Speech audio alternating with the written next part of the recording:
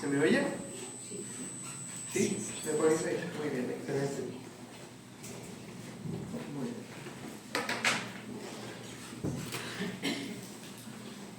Pues si puedes.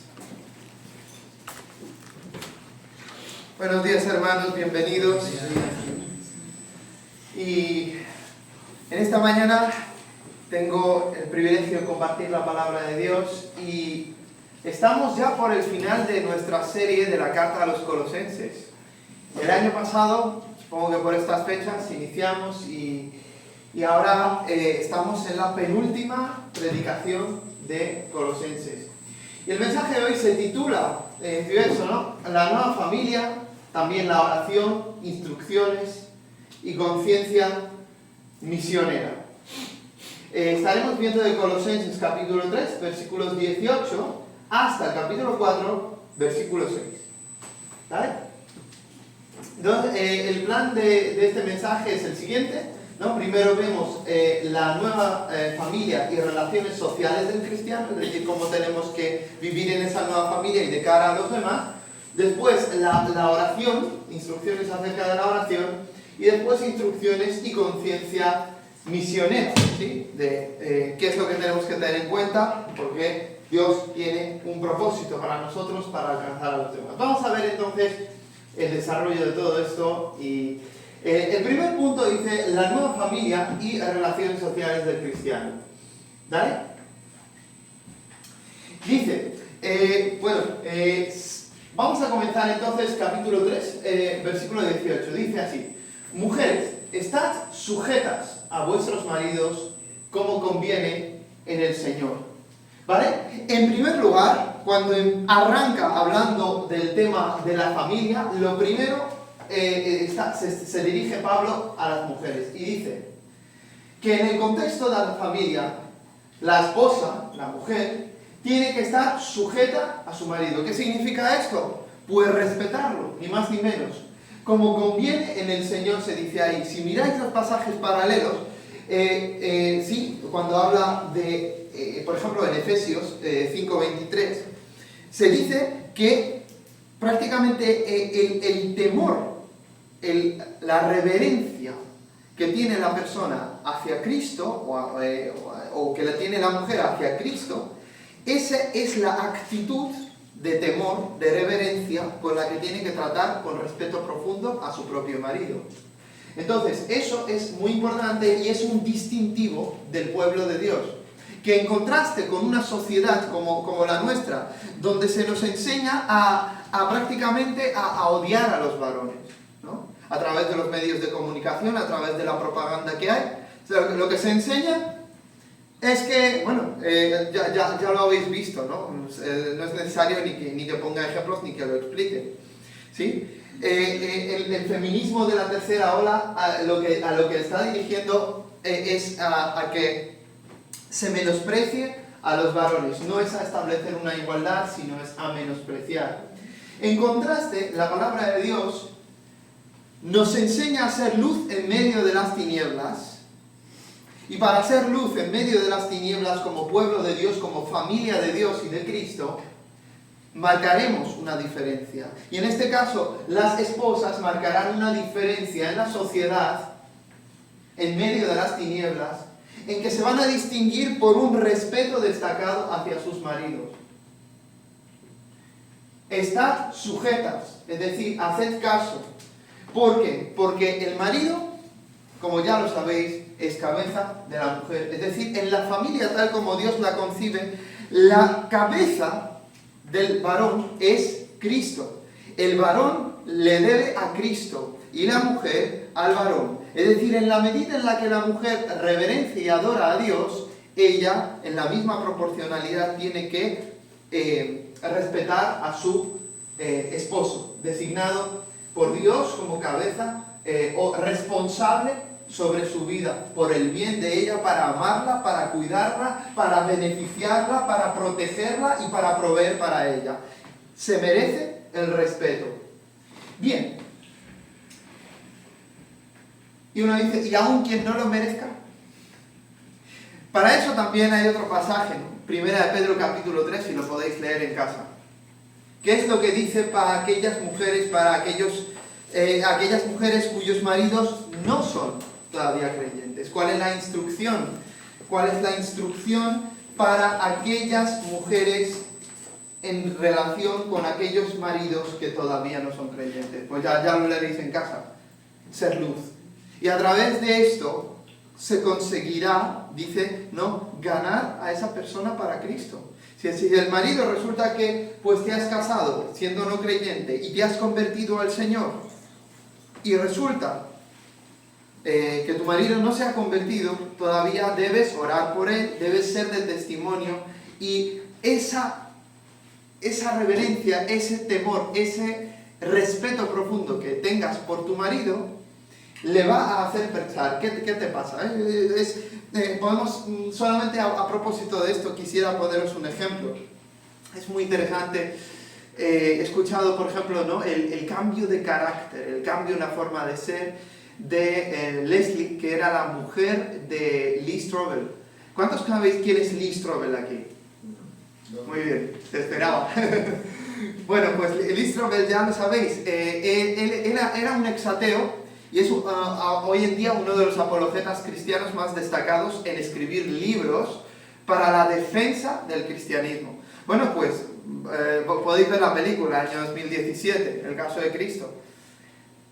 Ella era agnóstica y él era ateo. Y después de convertirse al Señor, ella cambia hasta tal punto que la conversión de ella, su nuevo carácter, su nueva forma de comportarse, le llama la atención de su marido. Sí, al marido le disgusta todo el discurso sobre Dios, le disgusta profundamente, hasta quería dejarla y todo. Pero a medida que ve que pasa el tiempo y ella va cambiando y se vuelve una mejor esposa, una mejor madre, etcétera, etcétera, bueno, pues no solo a nivel teórico, porque investiga el cristianismo de manera intelectual, sino a nivel práctico en el día a día, se da cuenta del beneficio que trae conocer a Dios y de cómo eso impacta en el día a día. Así que bueno, mujeres, estad sujetas a vuestros maridos como conviene en el Señor. Es decir, no es solo una orden, sino nos está diciendo cómo conviene hacer las cosas en el Señor. Hay ciertas cosas que en el Señor conviene hacerlas de cierta forma.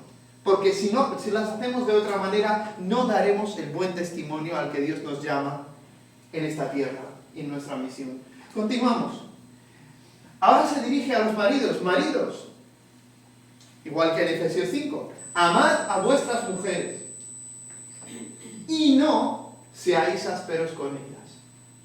El amor se manifiesta en querer proteger a la persona, en proveer para la persona todo lo que necesita a nivel social, físico, afectivo, espiritual, la enseñanza de la palabra, la instrucción, el consejo, el escuchar, lo que sea. El amor se manifiesta en hechos, en el día a día. Y el amor se basa en una determinación de bendecir y de hacer, de procurar el bien a favor de la persona, aun si tú sales perjudicado por querer beneficiar a esa persona que es tu marido o tu mujer. Entonces, el amor se revela en acciones, porque su raíz está en la determinación de hacerle bien a esa persona, y aún si tú sales perjudicado. Y como podéis verlo, podemos imaginarnos a Cristo. Cristo muriendo por su iglesia, hermanos, dándolo todo en beneficiarnos a nosotros, aun si a Él le duele. ¿Sí? Y de eso se trata el amor. Maridos, amad a vuestras mujeres, bendecirlas, hacer el bien por ellas, trabajad por su edificación espiritual, salud psicológica, por su salud física. Amad a vuestras mujeres, procurad el bien para ellas, y no seáis ásperos con ellas, ¿no? Ser rudos, ser muy duros en la expresión, a la hora de tratar diferentes temas, no ser áspero con la esposa. Eso es muy importante. Y aquí tenemos una nota, ¿sí? Es decir, no seáis ásperos, no seáis amargos. Es una traducción alternativa que se le puede dar. No seáis amargos con ellas. Habéis visto a sus maridos que parece que están siempre amargados y por la manera que tienen de hablar a su familia, ¿verdad? Porque no tienen el gozo del Señor. Bueno, pues no seas áspero, no seas amargado. Ama como quieres ser amado. 19, ahora el 20, por favor. Dice, hijos, sed obedientes a vuestros padres en todo. Ahora se dirige a los niños y a los jóvenes. Hijos, sed obedientes a vuestros padres en todo. ¿En qué? En todo. Los hijos deben ser obedientes a sus padres en todo. Porque esto es agradable al Señor.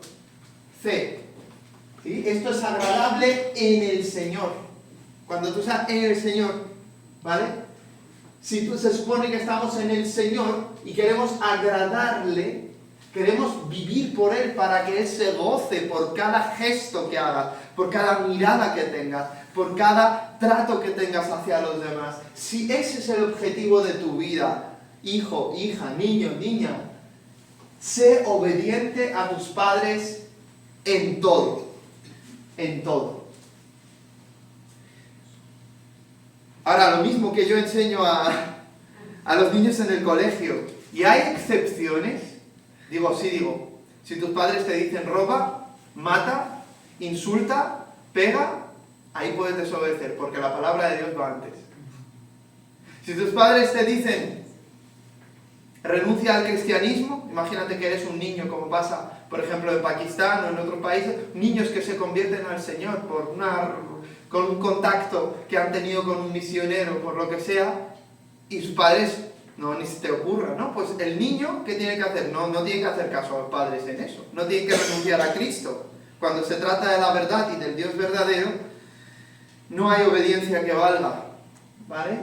Por eso, Sadrach, Mesach y Abednego, en el libro de Daniel, leemos, la desobediencia a la autoridad se tiene que dar cuando se trata de ser fieles a Dios antes que a los hombres, ¿no? Y lo mismo hicieron los apóstoles. Los azotaron y en 2 ocasiones les preguntan, pero no os hemos prohibido. Dicen, ¿acaso os parece justo que obedezcamos a los hombres antes que a Dios? O sea, no es normal. Lo mismo, este principio se aplicaría también en todo. Por eso, en todo hay que obedecer. Porque normalmente los padres no se dedican a pedirnos este tipo de cosas, ¿verdad? Los padres nos enseñan a ser buenas personas, a buenos ciudadanos, buenos hijos, buenos alumnos. Por eso, sed obedientes a vuestros padres en todo. ¿Sabéis por qué? Porque cuando somos niños y aprendemos a ser obedientes, estamos aprendiendo a ser obedientes a Dios. Si tú no puedes obedecer a la autoridad visible que tienes, ¿cómo vas a obedecer a la autoridad invisible? Así que, si tú aprendes a tratar con reverencia, con temor, con respeto a tus padres a lo largo de tu vida en esta tierra, más fácilmente aprenderás a conocer a Dios después y a vivir esa vida cristiana en obediencia al que es invisible, pero no por ello menos real. Sed obedientes a vuestros padres en todo, porque esto es agradable al Señor. Continuamos. Y después de hablar de la obediencia que los hijos tienen que dar a sus padres, continúa allá hablando a los padres, es decir, las madres y los papás y las mamás, ¿no? No exasperéis a vuestros hijos para que no se desalienten. Una tendencia que a veces puede pasar, ¿verdad? Exasperar a los hijos para que no se desalienten. Y aquí dice, en la nota D, dice, algunos manuscritos antiguos dicen, no provoquéis a ira. No exasperéis, no provoquéis a ira. No os paséis con vuestros hijos para que no se desalienten. Porque si damos castigos desproporcionados, claramente desproporcionados, y además muchos, los hijos se pueden desalentar. Los hijos se pueden desalentar. Y eso pues no les beneficia, eso perjudica. Pues ¿por qué? Pues porque se hace más difícil después vivir en obediencia. Entonces tenemos las dos partes. Padres, no exasperéis a vuestros hijos. Y hijos, sed obedientes a vuestros padres en todo. Entonces, el Señor nos da instrucciones en la familia por el bien de la familia y para que la familia, ese núcleo de la sociedad, ¿no?, sea un ejemplo para el resto de la sociedad de familias cristianas. Seguimos. Siguiente versículo. Y ahí tenemos toda esa parte que habla de los siervos o esclavos.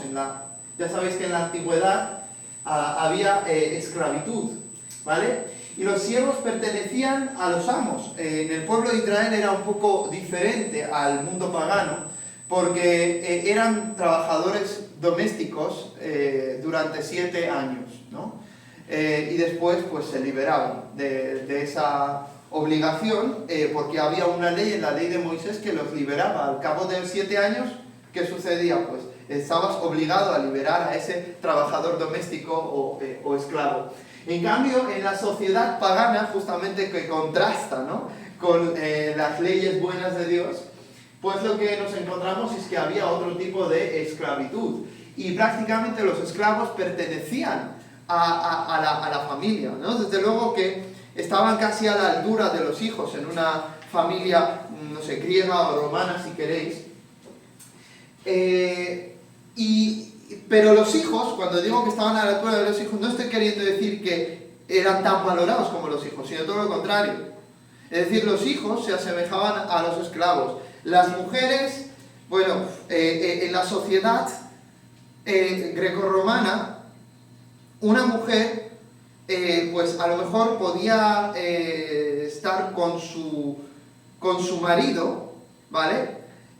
Para, por ejemplo, tener hijos, se suponía. Pero había situaciones en las que los maridos a lo mejor podían tener, relaciones con sus esclavas y perversamente incluso con sus esclavos, y había todo tipo de disolución en una familia pagana, grecorromana, todo tipo de cosas y todo tipo de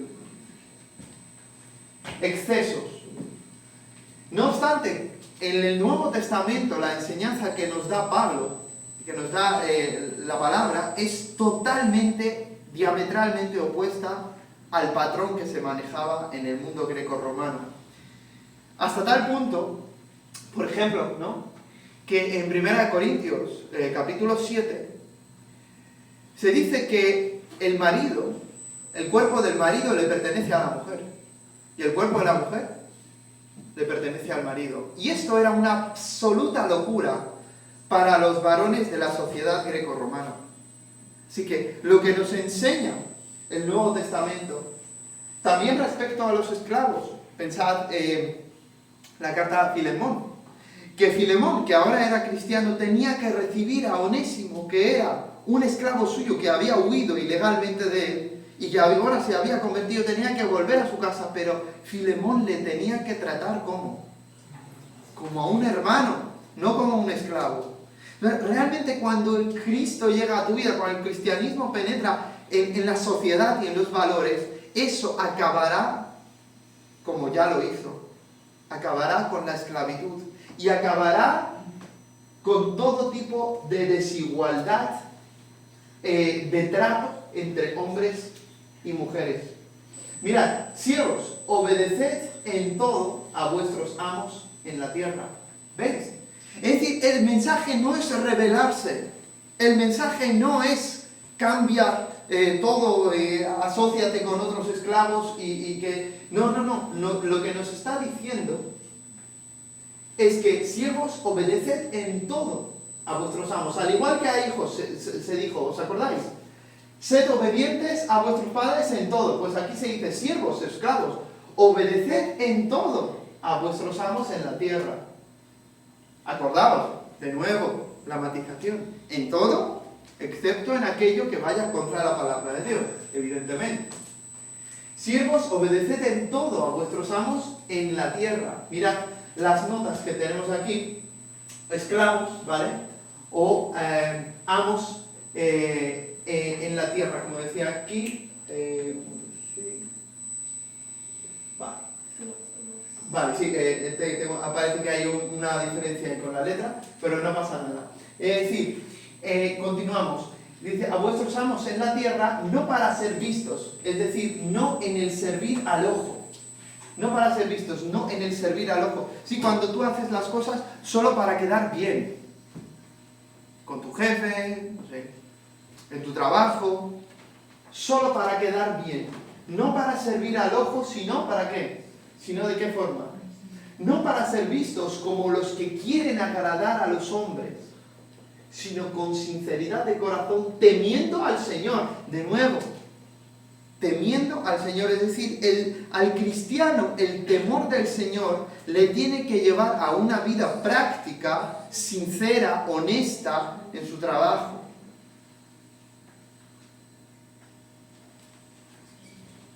Obedeced en todo a vuestros amos en la tierra. Es decir, de nuevo, ¿por qué se nos llama a obedecer? ¿Por qué se llama a los esclavos a obedecer a sus amos? Porque tenemos una misión más grande que nosotros mismos. Y es la de glorificar a Dios. ¿Entendemos? Entonces, como mujeres, la mujer no tiene que pensar en sí misma. El varón no tiene que pensar en sí mismo.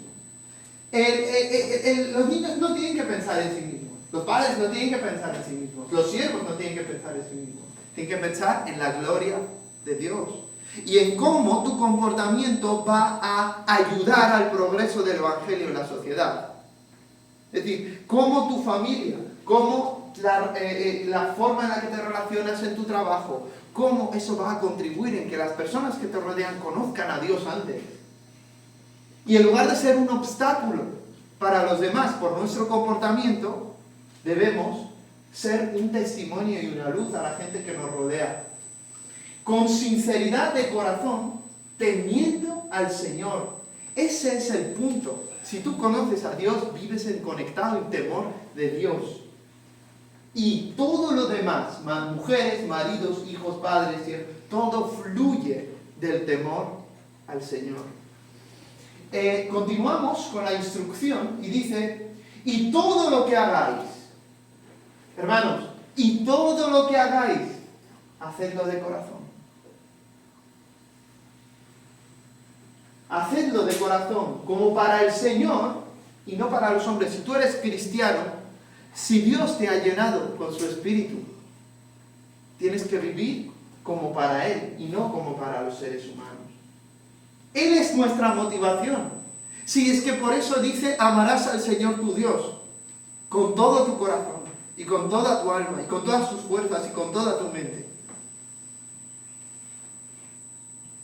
Él es tu motivación. Si tú estás anclado en el Señor, Él es tu motivación. La gloria de Él es tu motivación. Que aquel que se entregó por ti en esa cruz, dando toda su vida y derramando su última gota de sangre por ti, Él es quien tiene que ser tu motivación en el día a día.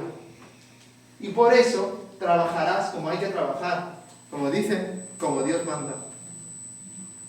Sabiendo que del Señor, hermanos, sabiendo que del Señor recibiréis la recompensa. Porque Dios no se va a olvidar de lo que tú hayas hecho en el cuerpo siendo cristiano o cristiana.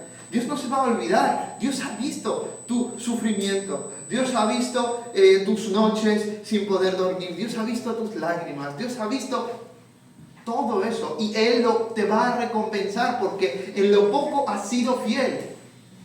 Te va a recompensar. No lo dudes. Lo importante es que no sirvas al ojo humano meramente, sino que Él sea tu motivación. Que si obedeces a tus padres, sea por el Señor. Que si amas a tu mujer, tú no es que estoy de buen ánimo hoy y por eso la amo. No. Por Dios. Por Dios. Por Dios. No por el hombre. No por la mujer. Él es la motivación. Dice, es Cristo el Señor a quien servís. Él es Yahvé, Él es el Señor. Es a Él a quien le sirves. Cuando sigues estas instrucciones en el día a día. Porque el que procede con injusticia sufrirá las consecuencias del mal que ha cometido. Ojo, porque Dios no puede ser burlado, ¿no? Y eso sin acepción de personas. O sea, que uno puede estar seguro de que el que proceda con injusticia sufrirá las consecuencias del mal que ha cometido, porque Dios no hace acepción de personas. Sí, recompensa a los que se lo han merecido, pero no dudéis que también hará sufrir las consecuencias del mal que han cometido las personas, si proceden con injusticia. Dios lo ve todo.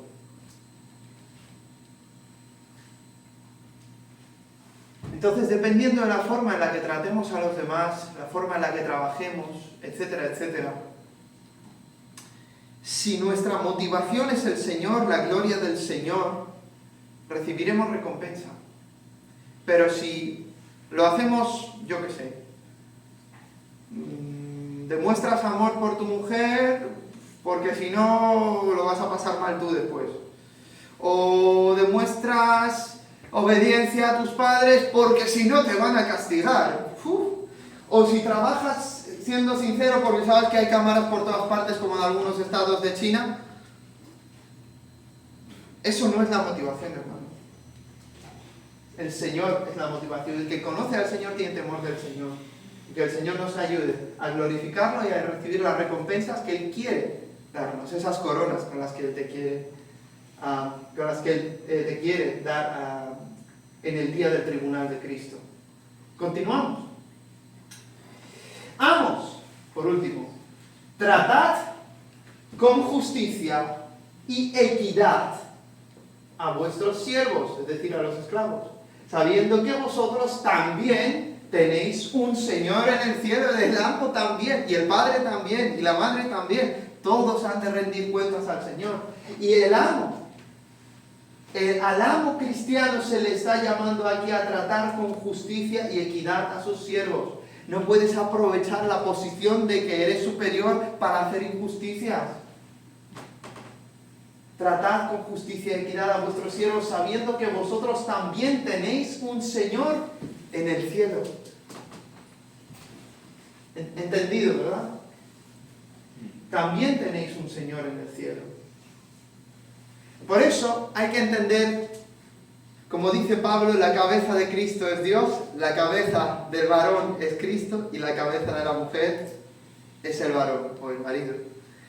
Y así podemos ir viendo, y los padres se encargan de los hijos. Los amos tienen a sus esclavos, ¿sí? O los jefes tienen a sus trabajadores, pero por encima hay otro amo, a quien tendremos que rendir cuentas. Seguimos. La oración. Ahora cambiamos de la parte intensa de las instrucciones de lo que hay que hacer, pasamos a la parte de nuestra relación con Dios, ¿sí? Y de la intercesión. Perseverad en la oración, versículo 2 del capítulo 4. Velad en ella con acción de gracias.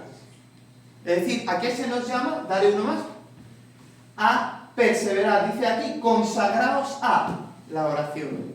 Es decir, perseverar, la palabra que se utiliza ahí es consagraos a la oración, dedícate a la oración, persevera, continúa en la oración, no dejes de orar. Y se utiliza esa misma expresión, ¿no? En español que leemos en el Evangelio de Mateo, por ejemplo, velad, ¿sí? Porque el espíritu a la verdad está dispuesto, mas la carne es débil.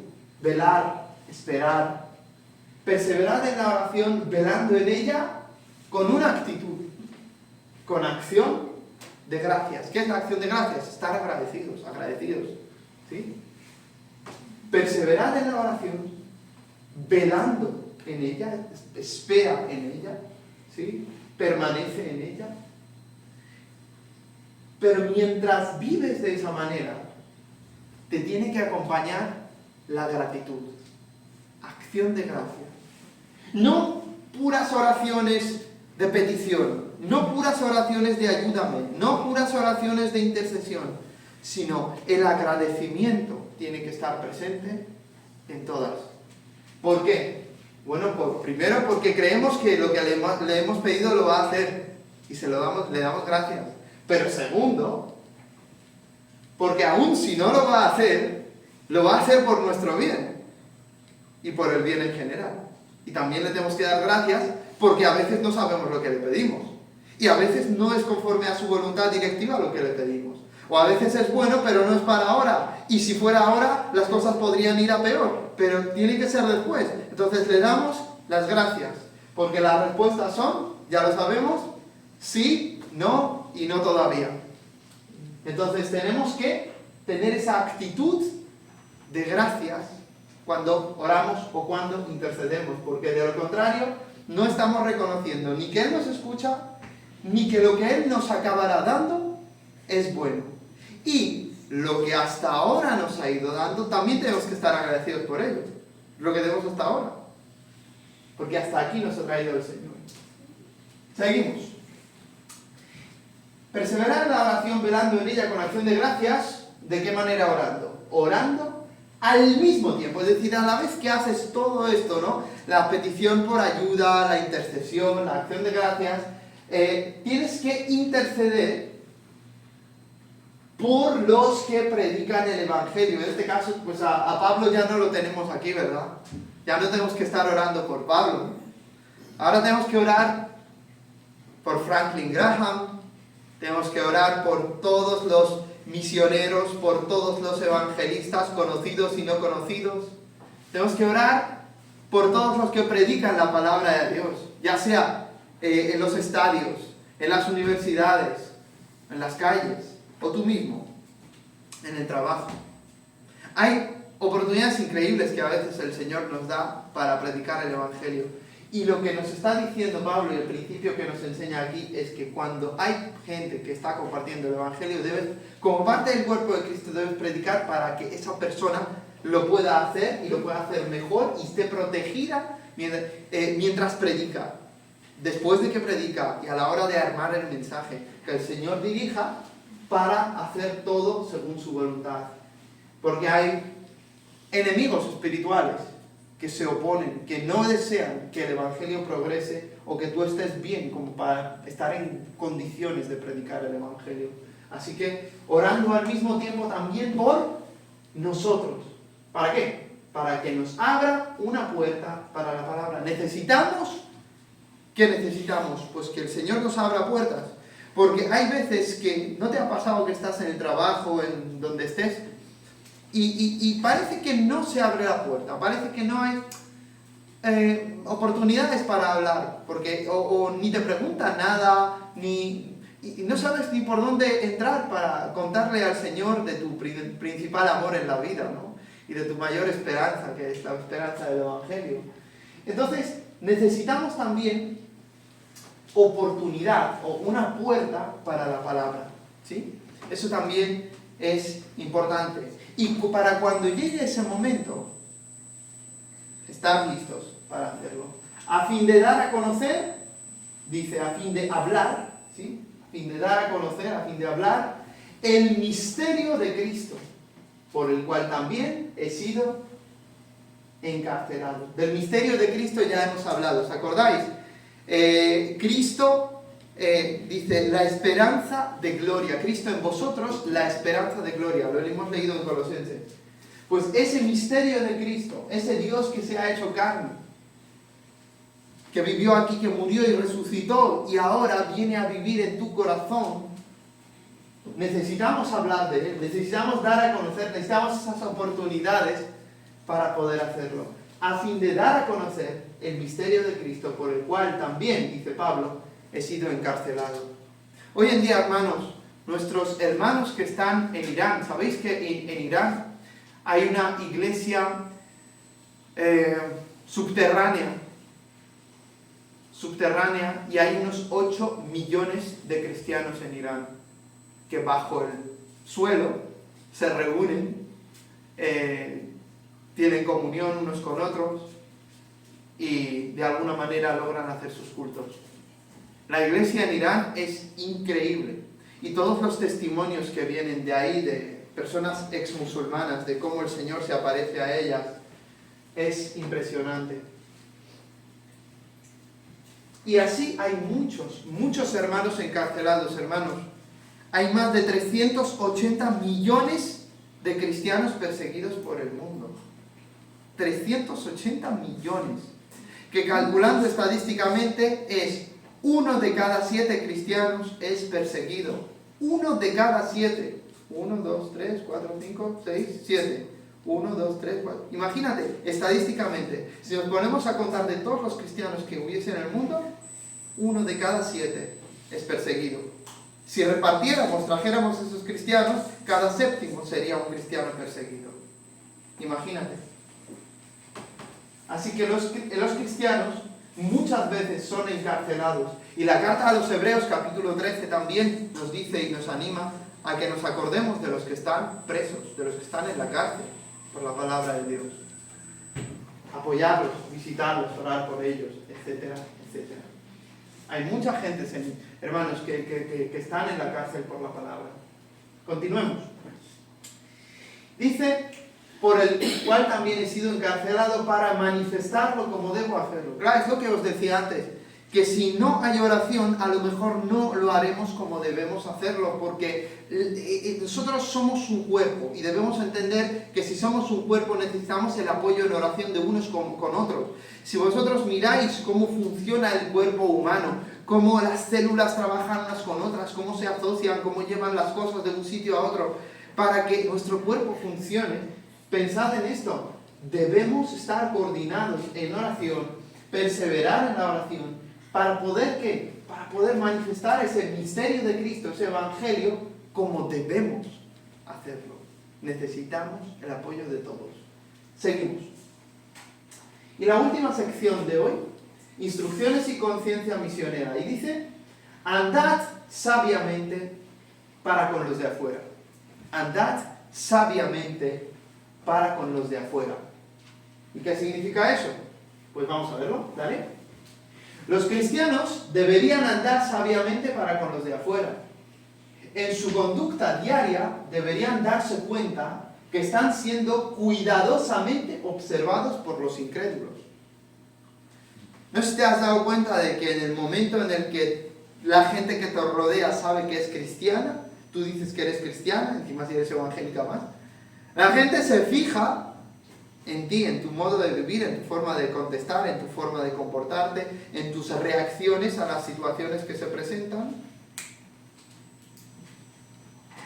Te miran, por si te pillan puede ser, pero también te miran porque en el fondo están esperando ver una verdadera devoción y vida cristiana donde Dios es el primero. Y nunca sabes la fuerza que va a tener, el impacto que va a tener la demostración de tu fidelidad a Dios, de tu temor de Dios, en medio de un mundo hostil y antagónico a la luz de Cristo. Los cristianos deberían andar sabiamente para con los de afuera. En su conducta diaria deberían darse cuenta de que están siendo cuidadosamente observados por los incrédulos. Piensa que tú eres la luz y tú, para muchas personas, a lo mejor vas a ser el único referente. ¿Lo has pensado alguna vez? A lo mejor tú vas a ser el único referente que la gente de tu entorno, que la mayoría se irán al infierno, pero la mayoría, pero tú puedes ser el único referente para estas personas de lo que significa ser cristiano y de lo que significa amar a Dios. Así que esfuérzate, hermano. Anda sabiamente para con los de afuera. Seguimos. ¿De qué manera andamos sabiamente para con los de afuera? Dice, aprovechando bien el tiempo. Aprovechando bien el tiempo. Como digo, si tú vas a ser el único referente, quizás, para otras personas, tienes que aprovechar el tiempo que compartes con esas personas. En el trabajo. O en los estudios. Cada momento tiene que ser una oportunidad. Solo por poner un ejemplo, el otro día mi mujer me estaba recordando que cuando estaba yo en la escuela oficial de idiomas, empezamos el nivel C1 del inglés, y el profesor el primer día, como hacen juegos para romper el hielo y para conocerse, pues pidió que dijéramos un número, ¿verdad? Y qué significaba ese número para nosotros. Y recuerdo, creo que era un número y una palabra. Y el año, y un año, sí, un año concreto. Entonces utilicé, creo que el año de mi conversión. Entonces, claro, enseguida digo, ¿por qué significa ese número para mí? Pues bueno, un antes y un después en mi vida. Y empiezo a contar todo esto en inglés, ¿no? Para la gente. De manera que el primer día de clase, tanto el profesor como todos los alumnos podían haber escuchado que hay un Señor verdadero y vivo, Jesucristo, que cambia vidas y que lo ha hecho conmigo. Y que estoy tan contento. Y me parece algo tan importante que de todas las experiencias de las que pudiera yo estar hablando allí, de lo que voy a destacar allí frente a todos los compañeros, y sin ninguna vergüenza, porque no me avergüenzo del Evangelio, es de Jesús. Y es de cómo Él cambia la vida, y cómo Él es el Señor verdadero, y que Él se merece toda nuestra atención. Entonces, aprovechando bien el tiempo, hay oportunidades y situaciones que se te presentan, que tienes que aprovecharlas, tienes que estar listo, tienes que estar preparado, y pensar en su reino. Seguimos. Dice ahí, aprovechando bien el tiempo, dice redimiendo. Literalmente, redimiendo el tiempo, ¿no? Redimiendo el tiempo significa comprando oportunidades. Comprando oportunidades. Cada día de nuestras vidas nos encontramos con oportunidades para dar testimonio del poder salvador del Señor Jesucristo. Al irse presentando estas oportunidades, deberíamos estar listos para aferrarnos a ellas. Continuamos. La palabra comprar implica que hay a menudo un coste involucrado en ello.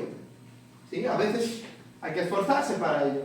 Pero cueste lo que cueste, hermanos, deberíamos estar dispuestos a compartir a nuestro precioso Salvador con aquellos que no le conocen. Continuamos. ¿Vale? Que vuestra conversación sea siempre con gracia, sazonada con sal. Vamos a ver el significado de esta expresión.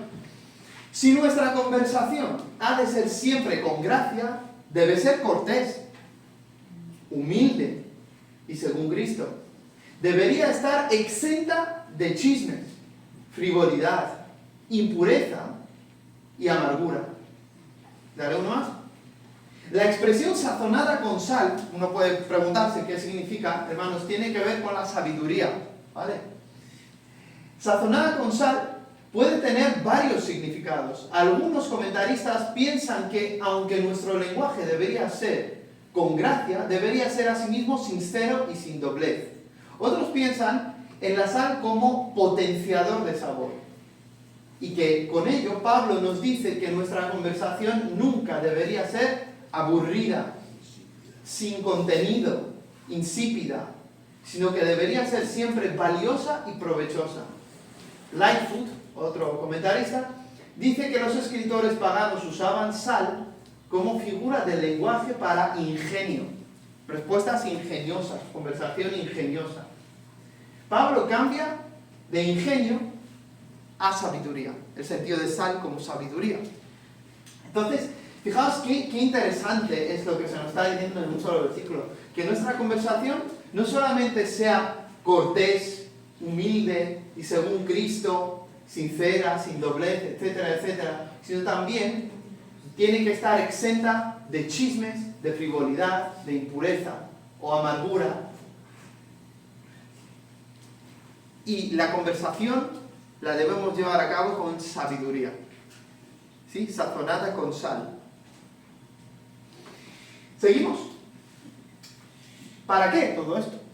Dice, para que sepáis, ¿no? Vuestra conversación sea siempre con gracia, sazonada como con sal, para que sepáis cómo debéis responder a cada persona. Sí, esa sabiduría, ¿entendéis por qué piensan, ¿no?, que sal tiene que ver con sabiduría? Porque se trata de esa capacidad de saber cómo responder a cada persona. ¿Sí? Mira, hay veces que queremos reproducir, ¿vale?, las mismas respuestas que damos a las personas no creyentes. Queremos reproducir la misma respuesta que le he dado a la persona A, a la persona B, y después a la persona C y a la persona D. Y no es así. Hay veces que la persona necesita oír algo muy concreto. Y miremos a Cristo, por ejemplo, el mejor ejemplo, ¿no? Sin duda. Y quizás el centro de todo el mensaje que Cristo lanzaba es que uno tiene que olvidarse de sí mismo, tomar su cruz y seguirlo. O que tiene que nacer de nuevo. Que tiene que morir para uno para obtener la vida a través de él. Pero él lo ha presentado de diferentes maneras. Alguna vez dijo, si no os volvéis y os hacéis como niños. A otro le dijo que necesitaba nacer de nuevo. A otro le dijo que necesitaba vender todo lo que tenía, darlo a los pobres y seguirlo. ¿Por qué? Porque cada persona tiene un problema concreto y necesita un acercamiento concreto. Y solo el Espíritu Santo te puede dar la sabiduría para saber llegar a esa persona, no con el mensaje verdadero en general, que debemos predicar el mensaje verdadero en cualquier caso, pero el Espíritu Santo puede ayudarte, darte sabiduría para acomodar eso a la persona que tienes enfrente. ¿Sí? Y continuamos. Dice aquí, quizás el apóstol Pablo está aquí pensando en particular de los gnósticos, que iban a los colosenses con sus plausibles doctrinas. Deberían estar dispuestos a responder a estos falsos maestros, ¿con qué? Con palabras de sabiduría y fidelidad. De acuerdo a la revelación de Dios, de acuerdo a la verdad, pero siempre piensa adecuando a la necesidad de la persona que tú tienes enfrente. Así que, dale uno más. Pues espero que con este mensaje nos quede claro ese panorama. Por un lado hay cosas que debemos hacer y cómo debemos hacer, y por el otro lado debemos orar, interceder sobre todo, perseverar en la oración, pero también interceder por los que predican la palabra, y debemos siempre estar preparados para responder, tener palabra sazonada como con sal, ¿no? Con sabiduría para saber cómo responder a las personas, pues cada uno somos un mundo y necesitamos a veces una respuesta un poco más adecuada a nuestro contexto, a nuestra situación personal. Que el Espíritu Santo nos ayude a todos a cumplir esto. Dios nos bendiga. Vamos a orar. Señor, muchísimas gracias por este día y gracias, Señor, por tu palabra con la que nos iluminas. Ayúdanos, Señor, a que no entre por un oído y salga por el otro, sino que podamos, Señor, podamos hacerla nuestra, Señor, y podamos vivirla en el día a día para la gloria de nuestro Señor, a quien amamos, a quien tememos, a quien servimos y de quien viene nuestra alabanza